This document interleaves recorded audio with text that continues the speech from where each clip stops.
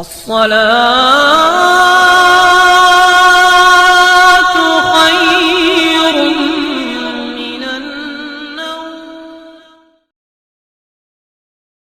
نماز پڑھو گے سب لوگ انشاءاللہ.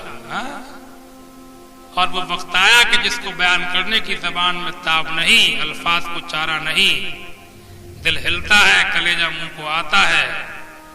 اس زمانے میں خیر الناس جس کو کہا جاتا تھا، وہ شخص اپنے ہی نانا کی امت کے ہاتھ بے دردی کے ساتھ قتل کر دیا گیا. آپ شہید کر دیے گئے. دوپہر کا وقت تھا. آپ کی شہادت کے بعد کتابوں میں لکھا ہے کہ ایک دم سخت قسم کی کالی آندھی آئی، زمین پہ اندھیرا چھا گیا تھا. یزیدیوں کو بھی احساس ہونے لگا تھا کہ ہم نے کوئی بہت برا کام کر لیا.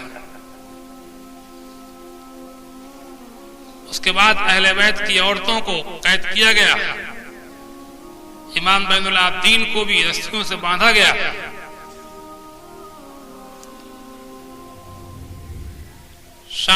شام کو عمر بن سعد نے فوج کو واپس کر دیا، خود کچھ لوگوں کو لے کر کے رہ گیا. دوسرے دن اپنے ساتھی یا جو لوگ مارے گئے تھے ان کے جنازے کی نمازیں ان لوگوں نے پڑھی اور ان کو کفن دفن کر کے عمر بن سعد وہاں سے روانہ ہوا. اور امام حسین ان کے ساتھیوں کے جسموں کو ایسے چھوڑ کے چلا گیا. کتابوں میں لکھا ہے کہ قریب میں غادریہ نام کی کوئی بستی تھی، قبیلہ بنو اسد کے لوگ وہاں آباد تھے. ان کو یہ سب خبریں پہنچی تو وہ لوگ آئے اور تیسرے دن امام حسین اور آپ کے ساتھیوں کے مبارک جسموں کو ان لوگوں نے نماز جنازہ پڑھ کر کے وہاں پر دفن کیا. کربلا میں آج بھی ان کی مبارک قبریں وہ موجود ہیں. جب انہی قبیلے کے لوگوں نے، غادریہ نام کا کوئی گاؤں تھا قریب میں، خاندان بنو اسد تھا، ان لوگوں نے کفن دفن کیے تھے، جنازے کی نمازیں پڑھی تھی تیسرے دن. 3 دن تک یہ لاشیں کربلا میں ایسی پڑی. لیکن یہ مبارک لاشیں تھیں، چیل کووں وغیرہ کی نظر ادھر نہیں تھی. ورنہ اور کسی کی ہوتی ہیں لاشیں، جتنی دنوں جنگل میں نہیں رہ پاتی ہیں چیل کووں نوچنا شروع کر دیتے. سمجھا آپ؟ 3 دن کے بعد کفن دفن ہوئے. ادھر یہ لوگ سروں کو کاٹ کے نیزوں پر لگا کر کے، اہل بیت کی عورتوں کو اونٹوں پر بٹھا کر کے، امام بین العابدین کو قیدی بنا کر کے کوفہ شہر کی طرف چلے. ابن زیاد کو اطلاع ہو چکی تھی، دربار سجایا تھا. سجے ہوئے دربار میں ابن زیاد بڑی ٹھاٹ اور بڑی شان سے بیٹھا تھا. امام حسین کا سر اس کے سامنے تشت میں پیش کیا گیا. دربار میں بڑی رعونت و تکبر و گھمنڈ سے بیٹھا تھا ابن زیاد. چھڑی ہاتھ میں تھی. امام حسین کی دانتوں میں چھڑی لگا کر کہنے لگا کہ انہی ہونٹوں سے، اسی منہ سے تم خلافت کا دعویٰ کرتے تھے. زید ابن ارقم نام کے ایک صحابی رسول اتفاق سے اس وقت وہاں موجود تھے. انہوں نے کہا ابن زیاد یہ کیا کر رہا ہے؟ قسم خدائے وحدہ لا شریک کی، جن ہونٹوں پہ تو چھری لگا رہا ہے، انہی ہونٹوں کو میں نے اللہ کے رسول کو چومتے ہوئے بلکہ چوستے ہوئے دیکھا. سبحان اللہ. ابن زیاد کو یہ بات زید ابن ارقم کی بہت ناگوار ہوئی. کہا کہ تو بوڑھا ہو چلا ہے، اگر تو صحابی نہ ہوتا تو میں تیری گردن کاٹ دیتا. زید ابن ارقم کی آنکھوں سے آنسو آ گئے. آپ روتے ہوئے وہاں سے چل دیے کہ میرے صحابی ہونے کا تو لحاظ کر رہا ہے، رسول خدا کے نواسے کا لحاظ انہوں نے نہیں کیا. چلے آئے. اگلے دن ابن زیاد نے منادی کرائی کہ شہر کے لوگ جہاں مسجد میں کوفے کی جمع ہوں. شہر کے لوگ جمع ہوئے. منبر پر خطبہ دینے کے لیے کھڑا ہوا. خطبے میں اس نے اس طریقے سے شروع کیا کہ اللہ کا شکر ہے جس نے ہم کو کامیابی و فتح نصیب فرمائی. حسین، امام حسین کے لیے کہتا ہے کہ یہ کذاب سے معاذ اللہ جھوٹے، ان کو ان کی جھوٹ کی سزا ملی، اللہ نے ہم کو فتح دی. اس قسم کی باتیں جب شروع کی، ایک بزرگ آدمی، ایک نیک آدمی، پرہیزگار آدمی، کوفے کے رہنے والے، آنکھوں سے معذور سے، مسجد ہی میں رہتے تھے، اکثر عبادت و ریاضت میں لگے رہتے تھے. ان سے الفاظ سنے نہیں گئے، کھڑے ہو گئے. 80 سال کی عمر تھی، آنکھوں سے معذور تھے، اور کہنے لگے کہ ابن زیاد تو کہتا ہے حسین جھوٹے ہیں، قسم خدا کی تو کذاب ابن کذاب ہے. اور حسین کی شان بلند ہے، اور حسین قیامت کے دن تو خود اپنی آنکھوں سے دیکھے گا کہ ان کا مرتبہ کیا ہے۔ سبحان اللہ۔ ان بزرگ کے اس کہنے پر یہ بوکھلا گیا، چند لوگوں کو حکم دیا کہ اس کو پکڑ کے قتل کر دو۔ ان کے خاندان کے لوگوں نے بڑی مشکل سے چھڑایا، لے گئے چھڑا کر کے، لیکن صبح کو اس کے پیٹ میں یہ بات لوٹ پوٹ ہوتی رہی، گھر سے بلوا کر کے ان کو اس نے قتل کرا دیا۔ یہ ایک اور جانثار تھا، امام حسین کے نام پر شہید ہو گیا، سمجھا؟ اور امام عالی مقام کے سر کو کوفے میں نیزے کے اوپر لگا کر کے تشہیر کرائی گئی۔ ایک صاحب کہتے ہیں کہ میں اپنے انہی میں سے کوفے والوں میں سے ایک کا بیان ہے کہ میرے قریب سے، میری عمارت کے قریب سے جب امام حسین کا سر نیزے پہ گزرا، میں نے دیکھا کہ ہونٹ ہل رہے تھے اور آپ سورہ کہف کی آیتیں پڑھ رہے تھے۔ ہم حسبت ان اصحاب الکہف والرقیم کانوا من آیاتنا عجبا، سمجھا آپ؟ کئی دن تک اس طریقے سے یہ جشن وغیرہ خوشیاں منائی گئی، ڈھول بجوائے گئے، باجے تاشے لائے گئے، جشن منائے گئے۔ یزیدیوں کے کام تھے ڈھول باجے بجانا، جشن منانا، کود پھاند کرنا، یہ سب یزیدیوں کے کام تھے، جو آج بہت سے مسلمان بھی اپنائے بیٹھے ہیں، نام لیتے ہیں امام حسین کا اور کام ہو رہے ہیں تماشوں والے۔ اللہ تعالیٰ، میں چڑھانے کی بات نہیں کہتا ہوں، میرا کام سمجھانے کا ہے۔ جس کے کان تک میری آواز پہنچتی ہو، میں کہہ تو بہت کچھ چکا ہوں، بس اب میں زیادہ نہیں کہوں گا، بس ایک دعا کر لوں گا اللہ تعالیٰ ان لوگوں کو ہوش عطا فرما دے۔ دیکھو میرے بھائیوں، عقل مند وہ ہے کہ جسے مرنے سے پہلے ہوش آ جائے، مرنے کے بعد ہوش آیا تو کیا فرق؟ مرنے سے پہلے جس کی آنکھیں اللہ کھول دے، اس پہ اللہ کا بڑا کرم ہے۔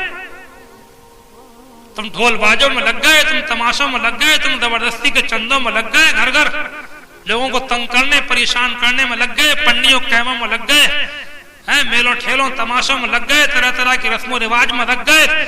حسین والو، آؤ حسین کا نام لینے کا سلیقہ سیکھو، حسین کا ذکر کرنے کا سلیقہ سیکھو، حسین سے محبت کرنے کا سلیقہ سیکھو۔ بے شک بے شک، سبحان اللہ۔ سمجھا؟ کئی دن کے بعد ابن زیاد نے امام حسین علی مقام ان کے ساتھیوں کے سروں کو اہل بیت کی عورتوں کے ساتھ اور گھر والوں کے ساتھ ملک شام کی طرف کو روانہ کیا، یزید کے یہاں دمشق۔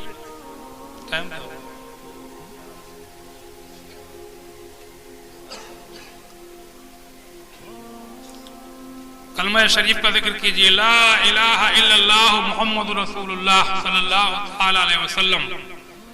بات کے واقعات تو بہت طول طویل ہے، سمجھے آپ، بہت زیادہ لمبے ہیں، وہ اس وقت ہو نہیں سکتے اب پورے، لیکن ایک سرسری طور سے ایک جائزہ لے کے آگے بڑھ جائے، ایک جائزہ بیان کرتا اور یار زندہ صحبت باقی، سمجھے آپ؟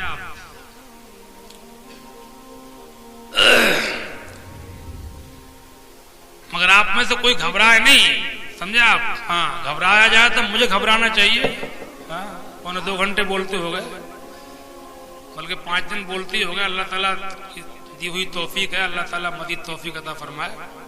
ہاں، بس تھوڑی دیر میں سمیٹ دوں گا، بس ایک جائزہ بیان کر دوں گا۔ کچھ لوگوں کی فرمائش تھی، کلمہ شریف کا ذکر کیجئے، لا الہ الا اللہ محمد رسول اللہ صلی اللہ تعالی علیہ وسلم۔ جب ابن زیاد کے آدمی قافلہ اہل بیت کے سروں کو اور ان کی عورتوں کو قیدی بنا کر کے لے کر کے چلے، کتابوں میں لکھا ہے کہ ایک جگہ رات کو یہ لوگ جب ٹھہرے تو وہاں پر ایک راہب کا گرجا بنا ہوا تھا، ایک عیسائی پادری گرجا بنا کر کے جنگل میں عبادت کرتا تھا۔ وہاں پہ یہ لوگ ٹھہرے تھے، وہاں پہ انہوں نے قیام کیا، وہاں پر اچانک ایک قلم نمودار ہوا اور وہاں دیوار کے اوپر خون سے اس قلم نے لکھ دیا، غیبی قلم، اترجو امت قتلت حسینا شفاعت جدہ یوم الحساب۔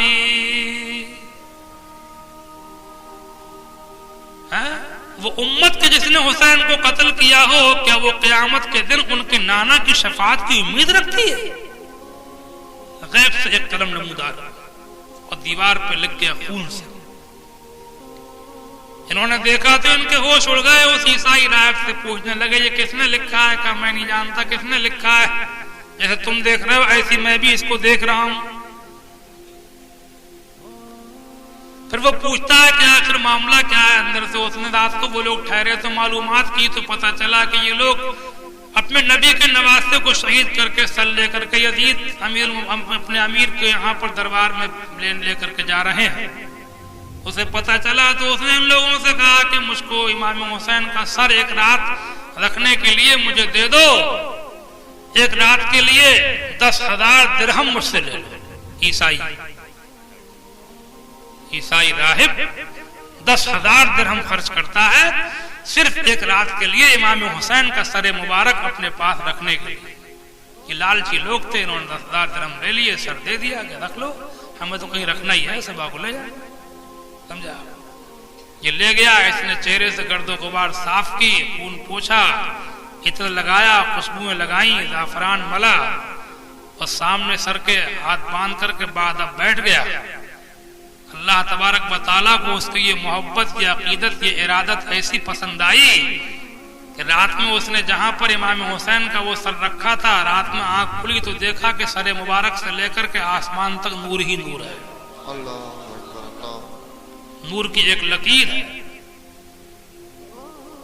صبح کو اٹھا تو امام حسین کا سر ان کو دینے سے پہلے سر کے سامنے ہاتھ باندھ کے بیٹھا اور کہنے لگا کہ مسلمانوں کے پیغمبر کو تو میں نے نہیں دیکھا، نہ ان کی بولیاں سنی، اے رسول اللہ کے نواسے میں تمہیں گواہ بنا کر کے ایمان لاتا ہوں اور تمہارے نبی کا کلمہ پڑھتا ہوں، لا الہ الا اللہ محمد، اور سر واپس کر دیا۔ سر مبارک کی ایسی برکتیں کرامتیں راستے میں ظاہر ہوتی رہیں اور یہ لوگ سر لے کر کے دمشق میں داخل ہوئے۔ یزید کے بارے میں کئی طرح کی روایتیں ہیں۔ ایک روایت تو یہ ہے کہ اس نے خوشیاں منائی اور انعامات دیے تھے ان لوگوں کو۔ ایک روایت یہ بھی ہے کہ دربار میں یزید کے سامنے جب سر مبارک پیش کیا گیا تو آنکھوں سے اس نے آنسو نکال لیے۔ وہ مکاری کے ہوں گے، اصل میں سیاسی آدمی تھا نا، چاہتا تھا کہ یہ قتل میرے ذمہ نہ رہے۔ امام حسین کو قتل کرنے کے بعد حکومت کرنا آسان کام نہیں تھا، ہوا وہ بھی کوئی ہوا۔ سمجھا؟ حکومت خالی تلواروں سے نہیں ہوتی ہے، حکومت دل جیتنے سے ہوتی ہے۔ ڈنڈا ہر جگہ کام نہیں کرتا ہے، سمجھا؟ ایک روایت یہ بھی ہے کہ اس نے سر مبارک جب اس کے سامنے پیش کیا گیا تو اس نے دیکھ کر کے افسوس کا اظہار کیا۔ جو لوگ لے کر کے پہنچے تھے ان سے پوچھا کہ یہ کس نے کیا؟ وہ گھبرایا، اس نے کہا ابن زیاد نے۔ کہا ابن زیاد کا برا ہو، میں نے کب کہا تھا کہ اسے قتل کر دے؟ یہ ان کو میرے پاس بھیج دیتا، میں ان سے اپنا معاملہ طے کر لیتا۔ سمجھا آپ؟ حسین مجھ سے اچھے تھے، ان کے باپ میرے باپ سے اچھے، ان کی ماں میری ماں سے اچھی۔